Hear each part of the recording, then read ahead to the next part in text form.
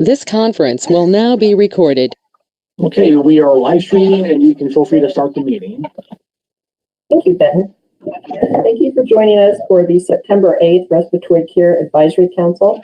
At this time, we will take attendance. Dr. Kakurala. Present. Dr. Warren. Amy Rodenhausen. Present. Sonia Keller. Present. Karen May. Present. Robert Pelfrey. Here. Cindy Groeninger.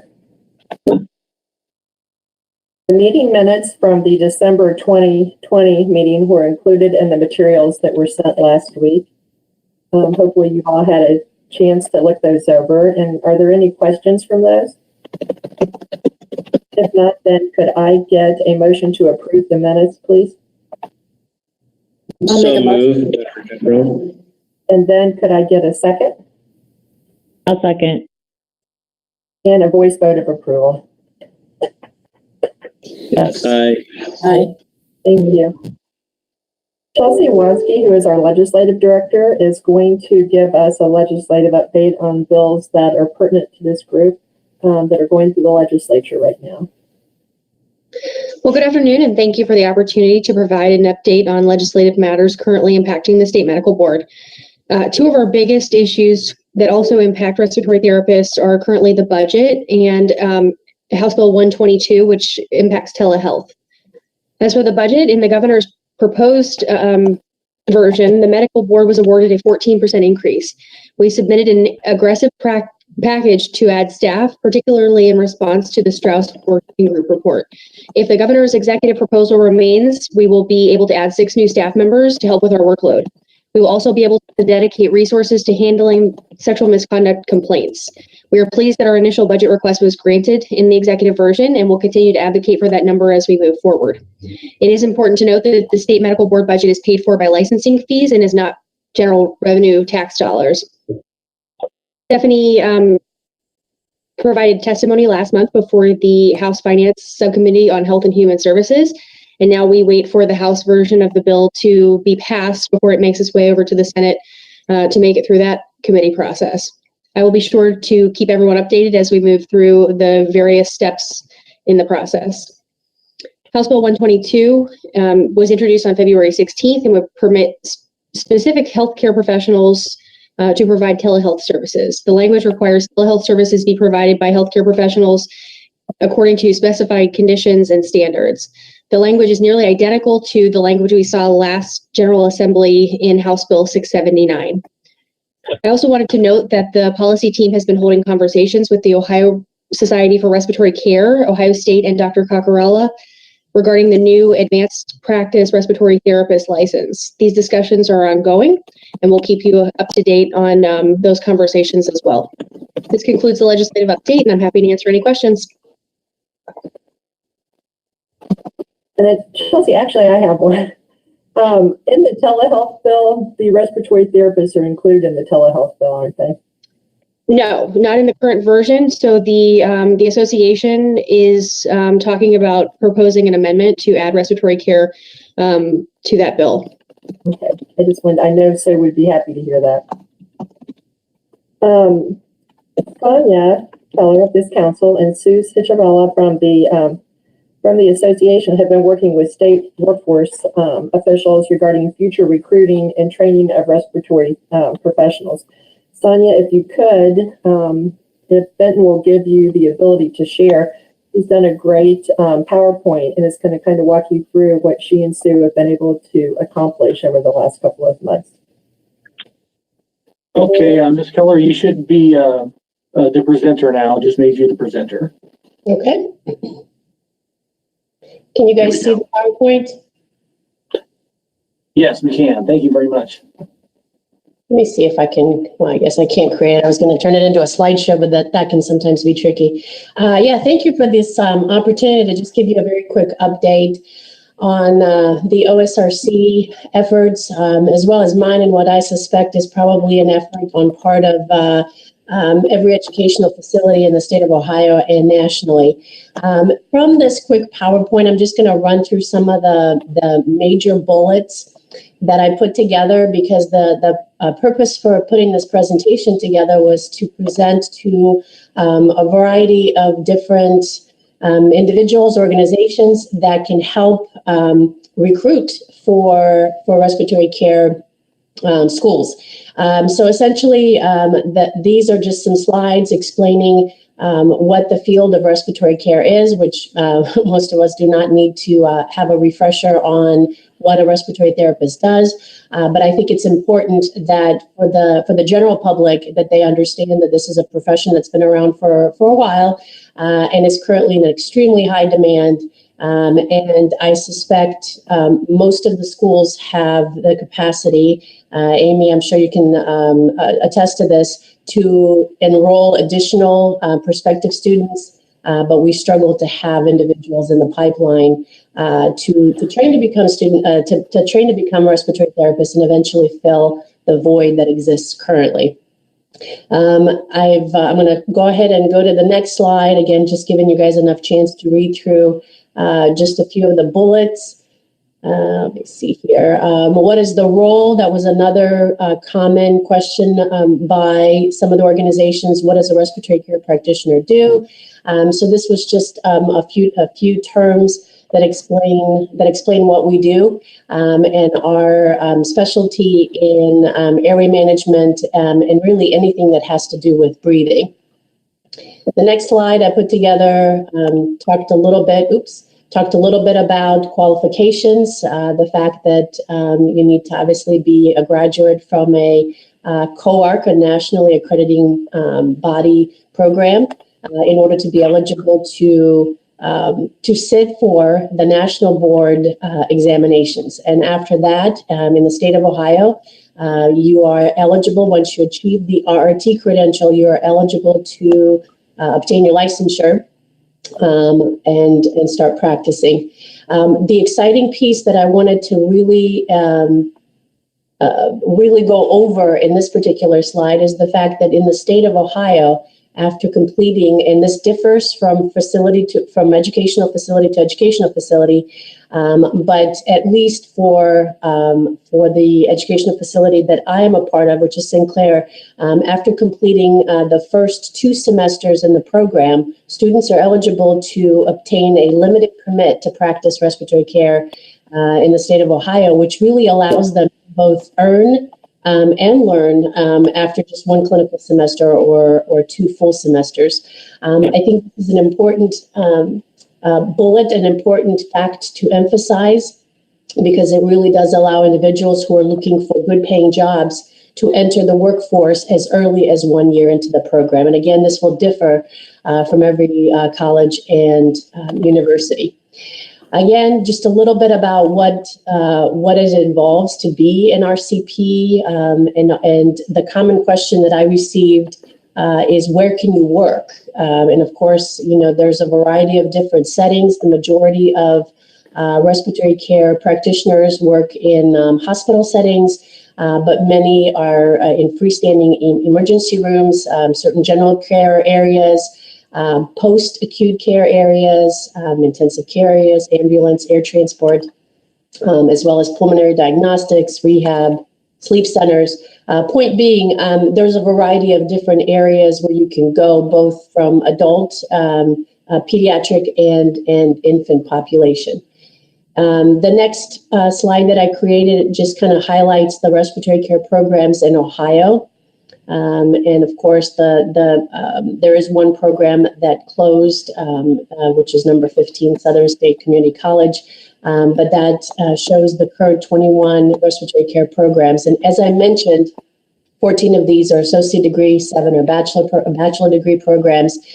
I based on my conversations with program directors and directors of clinical education, most, if not all, of these schools have the capacity to admit more students. We just have difficulty with recruitment. The next slide shows the, and if I'm going too fast, please let me know. The next slide shows just a little bit of a snapshot of respiratory care professional salaries, as you can see. And again, these I suspect are currently much higher because the source here came from 2019 from National Bureau of Labor Statistics. But it also breaks it down by typical limited permit or student therapist wages and where they can start. Continuing on with the fact that you can add $2 to $4 to hourly wage, as well as additional funds for additional dollars added to working weekends, etc. And you can kind of see that this ends up being a profession where you can certainly make a decent amount of money. Obviously, that was a big question. How much money can you make as a respiratory therapist? In terms of needs, I suspect most facilities are on a no wait list and essentially are desperately recruiting. I believe the data that was collected in 2017 showed that only less than 60%, the programs were at less than 60% capacity in 2017. I suspect this number is even higher, clearly demonstrating that not only is there an incredible demand for graduates and practicing RTs, there's an incredible demand to recruit for the programs as well. And this leads me to, what do we need at this point? There are two bullets that emphasize here, and obviously the solution to fixing the current as well as future vacancy is to fill the Ohio programs with qualified candidates. So strong effort is needed to market and recruit additional applicants to fill the vacancies in our programs. And this is where we are currently, the Ohio Society for Respiratory Care is currently working with the Ohio Department of Higher Education, Ohio Hospital Association, of course, the State Medical Board of Ohio, Greater Ohio Workforce Board, Ohio Means Jobs Centers, and the American Association for Respiratory Care. What I can report as an update from what the OSRC has done, David Corey from the OSRC has worked with the Ohio Means Jobs, and respiratory care now qualifies as a top job in demand and is listed on their website. So that's one step in the correct direction to recruit students, potential students interested in the field. What Sue and I have done is met with the Montgomery County workforce and worked with them, and I presented on respiratory care, kind of a similar presentation, just so that these individuals who work with a variety of different clients are able to have enough information to recommend this particular profession to those that are looking for to go back to school and are interested in healthcare. We are currently working with the Ohio Hospital Association to meet and discuss strategies for recruitment, which I think promoting from within the hospital is one of the biggest strategies that we will be discussing, and we're still currently working on putting together a meeting and going over that. From my perspective, I've been working heavily with our educational facility and really working with our marketing department to create videos, to create commercials, anything to get the word out and promote respiratory care. I am going to end and then open it up to any questions. That a collaboration with the healthcare force. Healthcare workforce preparation is to integrate the respiratory care curriculum into any healthcare vocational curriculum for middle schools and high schools across the state. I'm working with Tech Prep as well to find out how can we make sure that as students enter and say, hey, I would like to, healthcare is my future, and as they look at a variety of different healthcare careers, respiratory care would be listed in there. So that's kind of what we're doing at this point. I think the recommendation for the OSRC has across the board been, just as I met with the Montgomery County Workforce Development Center, that we encourage, and I'm happy to share some of this information and data, that we encourage other educational facilities to meet with their own counties and just on a broad spectrum start educating the general public and those who interact with individuals looking for a change in a profession or a new profession to be able to advocate for respiratory care. And that is all I had. Any questions? No questions, Sonia. I just wanted to say that's a great presentation. This pandemic really highlighted the need for RTs, not only in Ohio, but nationwide. And one thing that used to happen in Northeast Ohio is many hospitals had a year requirement of experience before you can even apply to those hospitals. And that's been thrown out the window. So, relaying to these future students that you can get a job while you're in school, because there's now all hospitals are hiring respiratory care students, and we really want to emphasize that. It just shows you that the field is really growing, and right now is a great time to get in. Out of all just to piggyback on that, Robert, the main, obviously, any advertising, any marketing, any assuring that the public is aware of this profession and the incredible need for it is welcome. I think the biggest,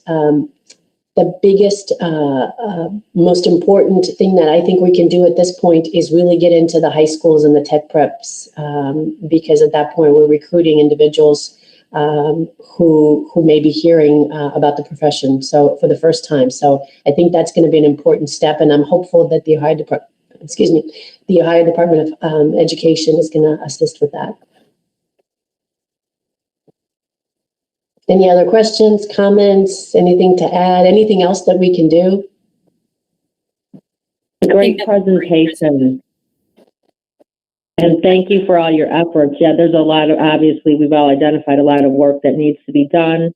I think, yes, middle schools, high schools, hitting those hard. There's a lot of kids out there that just don't have a direction. I think this pandemic may have opened up their eyes to some healthcare professions. So that's great. Yeah, thank you, Karen and Amy. And as I mentioned, I'm happy to share this. Obviously, minus the pictures that I took from some of our students, but feel free to create your own or share this one. I'm happy to share it so that we can spread the word. Are there any other questions or comments? Sonia, thank you very much for that. I know all the behind the scenes work you and Sue have done on this, and you've done a yeoman's job in meeting with all these people and getting it together. So hopefully there's great success coming out of this through collaboration with the industry. So thank you. Yeah, we sure hope so. Thank you. Previously, I emailed a memo that was presented during a board meeting by Brandy Dorsey, and she's our new Director of Compliance for the Medical Board. The memo requested the Medical Board's approval to update the evaluation and treatment requirements for some of our licensees, including respiratory care professionals. The proposal would change the requirement from a 72-hour inpatient evaluation that costs $3,500 to round it to an outpatient evaluation costing $800.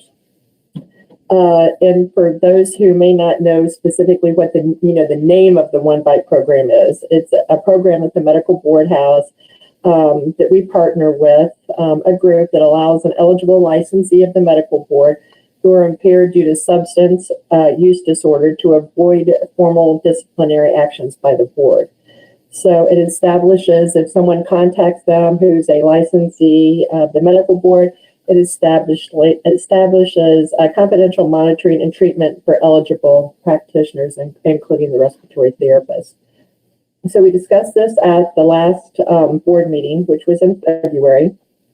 And now we have a rule that will be presented tomorrow that will let all of the allied professionals change the requirement process for the 72-hour inpatient evaluation down to an outpatient one costing $800. There's been a concern with the medical board members that by having such a large amount due to someone who is impaired for an evaluation, that sometimes they choose not to go through with their treatment and then are at risk of losing their license depending on what happens after that. So we want to make sure that we're protecting those people and giving them the opportunity to get the evaluation and the treatment they need.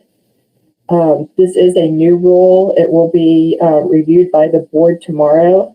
And if the board agrees with the new rule, it will be released for initial circulation and public comment.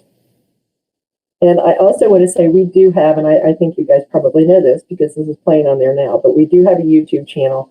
And if you don't get a chance to watch the rules and policy portion of the board tomorrow, you can go back and catch it later and then fast forward just to the part that you're interested in. And so I think that's been one of the very few pandemic blessings that we've had, that now this is recorded. We can go back and re-listen to make sure we heard what we thought we heard or to catch up on something. So I just want to remind you of that opportunity going forward, and that rule will be released, and there will, if the board agrees to it, and then we'll have public comment on it. I also sent you a document that was released by the Department of Health. It was an order and was released on February 12th, and it's regarding COVID-19 volunteer vaccine providers. And we were very happy to see that the respiratory care professionals were added in that group that could give the vaccines. So that will actually come before our board tomorrow, because the board needs to set up the protocols, because the order authorizes various licensees of the medical board, including the respiratory therapists, within the scope of their respective licensure and according to the competencies set forth by their licensing board, to administer, deliver, or distribute Pfizer and Moderna COVID-19 vaccines. So the Department of Health has created a website, and once we set up the protocols and everything, people will be able to go on there who are qualified, and they will receive a comprehensive competency-based training on the vaccine administration, policies, procedures, screening, and side effects before they go forward. And as I mentioned, the medical board has been tasked to set the competencies for our licensees that would be eligible to do this.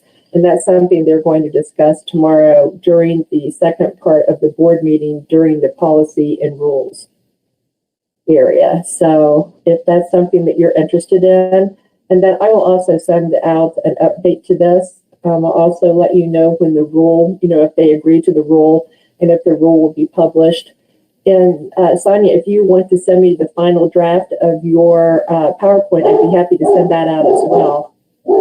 In an email, just updating everyone as a follow-up to this meeting. Does anyone have any questions about the Department of Health order that just came out? Will they be adding Johnson & Johnson to that? I don't know, but I would assume that they will. I assume that as soon as it's approved, that they can go back in and amend the order. Great. So I don't know for sure, but I would be surprised if they don't. Okay.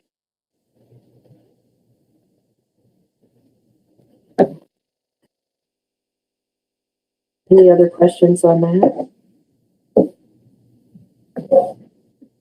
We have a few members whose terms are expiring in April, and we're working with the association, and then we'll work through the interview process regarding new appointments, and we'll have new appointments by the time we get to the June 8th meeting. Which, just think, by the June 8th meeting, it'll be all sunny, shiny out, and we can all go outside, and hopefully a lot of us will have our vaccinations, and it'll be a brighter day. Is there any other business to come before this council today? Then I am going to ask for a motion to adjourn. So moved, Dr. Cockrell. Thank you, Dr. Cockrell. And a second? I'll second. And a voice vote to affirm? Aye. Yes. Aye. Thank you so much for your This time. conference is no longer being recorded. Oh, we're quick on the button. Thank you guys so much. I'll see you guys in June, and I will follow up with anything after this meeting. Take care. Maybe the last meeting, hopefully, but bye, everybody. Take care.